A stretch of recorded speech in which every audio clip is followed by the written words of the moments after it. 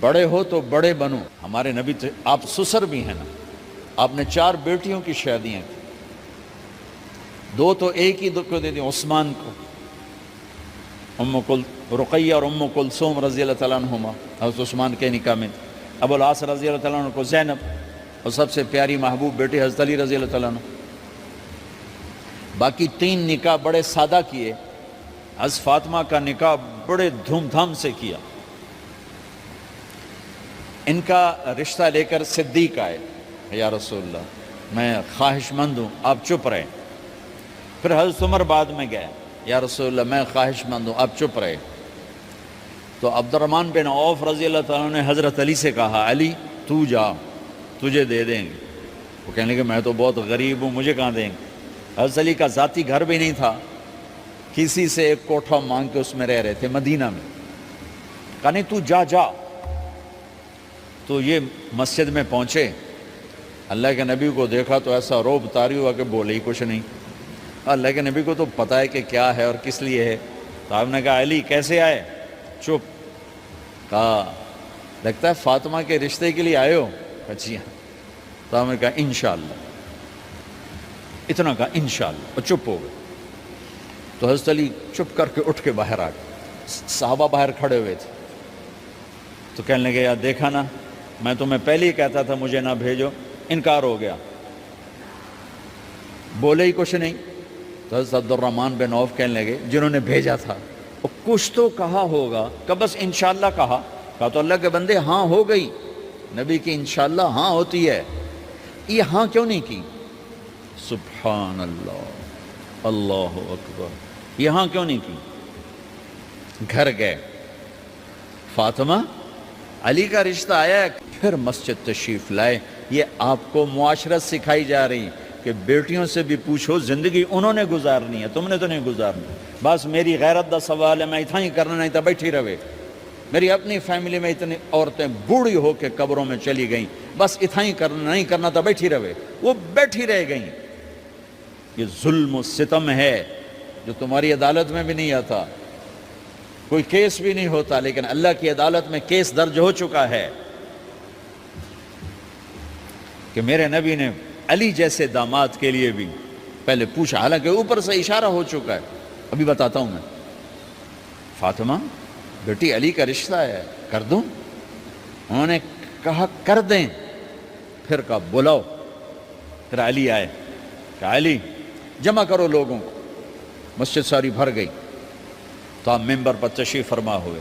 حضرت علی کو ایسے سامنے بٹھایا, کہا لوگوں مجھے جبریل اللہ کی طرف سے پیغام دینے آئے ہیں کہ میں اپنی بیٹی فاطمہ کا نکاح علی کے ساتھ کر دوں.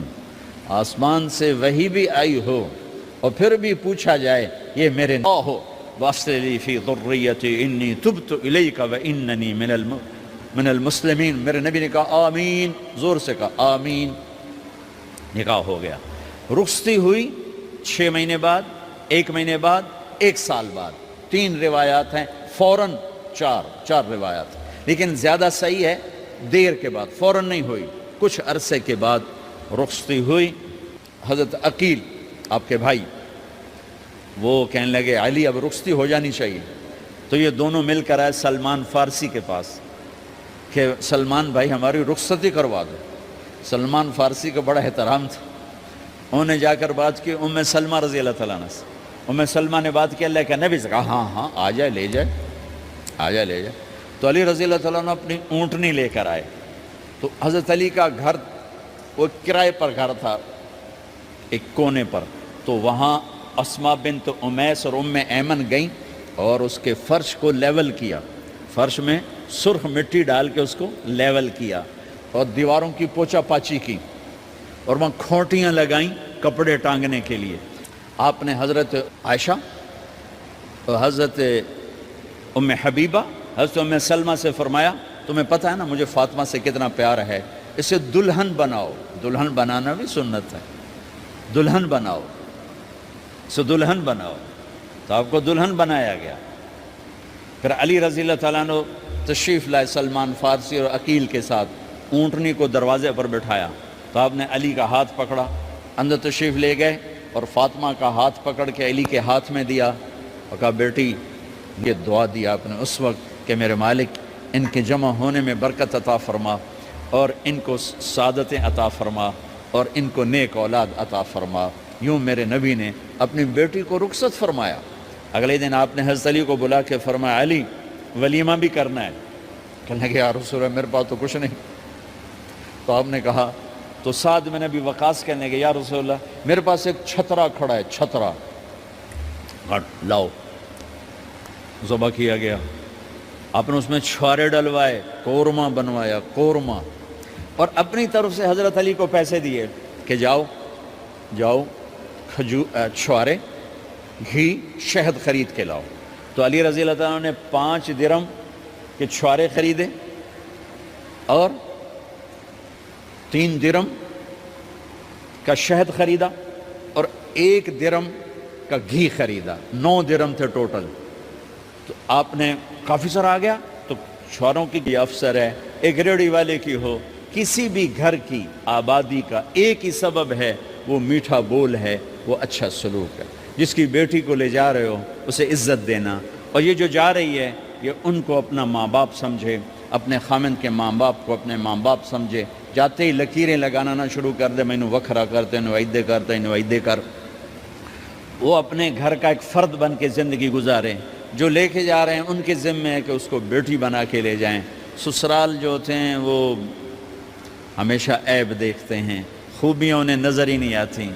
تو کھٹ بٹ تو ہوتی رہتی ہے, کوئی ایسی بڑی بات نہیں. کھٹ بٹ کو صلح میں بدلو, مزید چڑھائی جھگڑا نہ بڑھاؤ. میرے نبی حضرت فاطمہ کے گھر آئے, دیکھا تو آپ اداس بیٹھی. آپ نے کہا فاطمہ بیٹی کیا ہوا؟ کہ میرا اور علی کا جھگڑا ہو گیا. اچھا. خود گئے بیٹی کے باپ ہو کر, دیکھا تو حضرت علی مسجد میں سوئے ہوئے تھے. آپ نے ان کو اٹھایا, کہا یا ابا تراب قوم, آپ کو یہ ٹائٹل یہاں مل. پھر فرمایا کہو ہماری صلح ہو گئی. علی کہو, فاطمہ کہو. دونوں نے کہا ہماری صلح ہو گئی. آپ اٹھے, خوش خوش باہر آئے, چہرہ ایسے گلاب کے پھول کی طرح. صحابہ نے عرض کی یا رسول اللہ آج آپ بڑے خوش نظر آ رہے ہیں. فرمایا علی و فاطمہ کی صلح کرا کے آ رہا ہو. تو کھٹ بٹ ہو جانا تو کوئی بڑی بات نہیں ہے, مطلب یہ وہ گھر ہے, میں اس گھر کی کیا تعریف کر سکتا ہوں. تو میں آگے کا ایک قول سنا دیتا ہوں ابن عباس کا, کہ جنت میں نور کی چمک اٹھے گی. سارے جنتی کہیں گے یہ نور کیسا نور ہے بھائی جو ساری جنت کے نور پر چھا گیا؟ تو فرشتے بتائیں گے کہ او جنت الفردوس میں علی و فاطمہ بیٹھے ہیں, کسی بات پہ ہنسے ہیں, ان کے دانتوں سے جو نور نکلا ہے اس نے جنت کو روشن کر دیا. لیکن کھٹ پٹ یہاں بھی ہو گئی. ان سے بڑا گھر میرے نبی کا ہے, وہاں بھی کھٹ پٹ. ایک دفعہ آپ نے حضرت عائشہ سے کہا مجھے پتہ لگ جاتا جب تو مجھ پہ ناراض ہوتی ہے, مجھے پتہ چل جاتا ہے. انہوں نے عرض کی یا رسول اللہ آپ کو کیسے پتہ چلتا ہے؟ کہ جب تو مجھ پہ ناراض ہوتی ہے نا تو قسم اٹھاتے ہوئے کہتی ہے ابراہیم کے رب کی قسم, اور جب مجھ پہ راضی ہوتی ہے تو پھر تو قسم. بس چند صبحیں چند شامیں, پھر کیا ہوا؟ دیکھو دیکھو آج مکڑیاں آ گئیں, بڑھاپے کی مکڑیاں آ گئیں, اور انہوں نے بڑھاپے کی جھریوں کا تانا بانا بن دیا ہے. اب اسے کہتے ہیں شیشہ دیکھو گا تو میں نہیں دیکھتا. آج وہ شیشہ دیکھنے کی سخت نہیں مجھے شیشہ نہ دکھاؤ, یہ میں نہیں ہوں, یہ میں نہیں, یہ تو ہی ہے. نہیں میری تو بڑی جوانی تھی, بڑا حسن تھا, میں تو وقت کی زلیخا تھی, میں تو وقت کا یوسف تھا. تو آج دیکھ تو صحیح تیرا ہی چہرہ ہے. یہ جھریاں کہاں سے آئیں؟ یہ بڑھاپے کی مکڑیوں نے کس وقت حملہ کیا؟ تو نے تو بڑے زور لگائے تھے کہ بڑھاپا نہ آنے پائے, چہرے کی رونق نہ جانے پائے. لاکھوں قسم کے تم نے میک اپ کے سامان خریدے, اور کن مشقتوں سے تو نے اپنے جسم کو سنوارا بنایا, پر تو آج اپنا چہرہ کیوں نہیں دیکھتا؟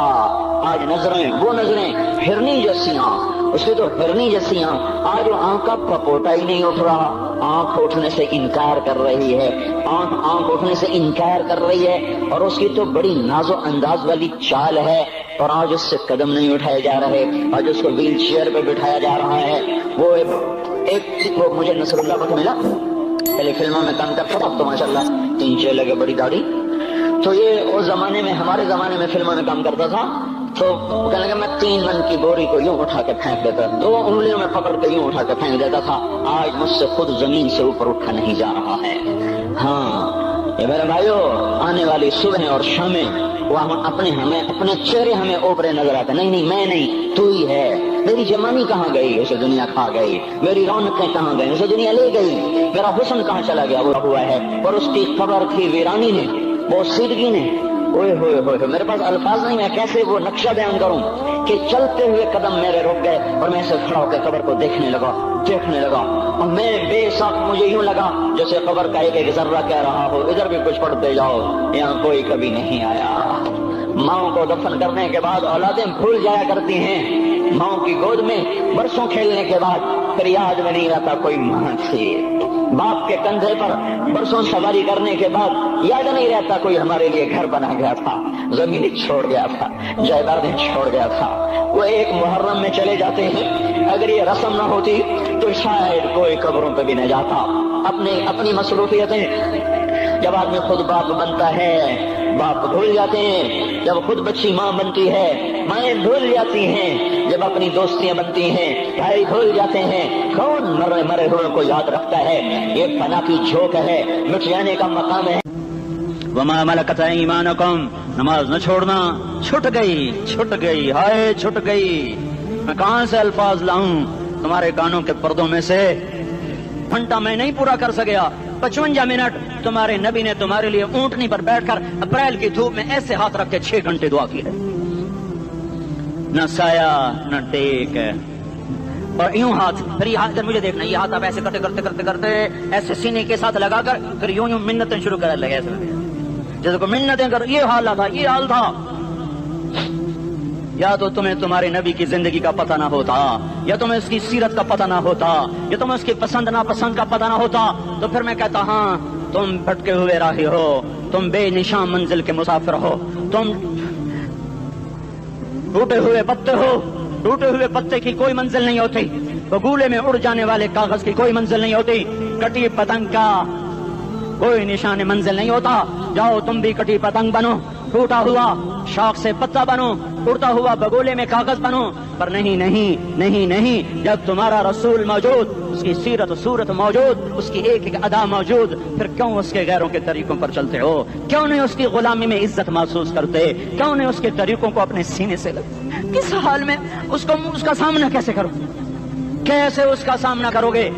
मुझे बताओ। जब वो बुलाए जाएंगे, इधर हुसैन अपना कटा हुआ सर लेके आ रहा होगा, आती होगी अल्लाह के वास्ते मुझे माफ कर। किस हाल में मरना पसंद है तुम्हें? किस हाल में मरना चाहते हो? किस रूप में मौत चाहते हो? फौजी का एक फूल उतार दो, वो इस्तीफा दे देता है, मेरी बेइज्जती हो गई है, मेरा फूल उतर गया। जूनियर को सीनियर पर तरक्की दे दो, वो सीनियर इस्तीफा दे जाता है, मेरी बेइज्जती हो गई है, मैं जूनियर को सल्यूट नहीं कर सकता। तुमने नबी की सुन्नतों के कितने फूलों को मसल के रखा हुआ है। तुम्हें ताइफ के शायद जख्म भूल गए हैं, तुम्हें ओहद पहाड़ में उसके दादों का टूटना भूल गया है। हाय हाय, तुम्हें उसकी बेटियों की तलाकें भूल चुकी हैं, तुम्हें उसका जख्मी होना भूल गया, पेट पे 2-2 पत्थर बांधना भूल गया। हाय, और मैदान माशर की तरफ चलो, आगे की तरफ देखो, काश क्या हुआ।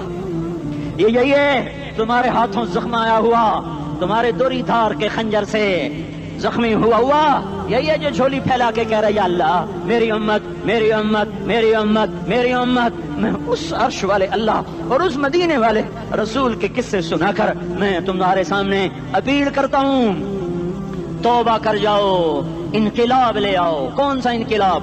जुलूसों वाला नहीं, टायर चलाने वाला नहीं, साइन बोर्ड तोड़ने वाला, ये नादानी है, जहालत है। कभी इधर जुलूस कभी इधर जुलूस।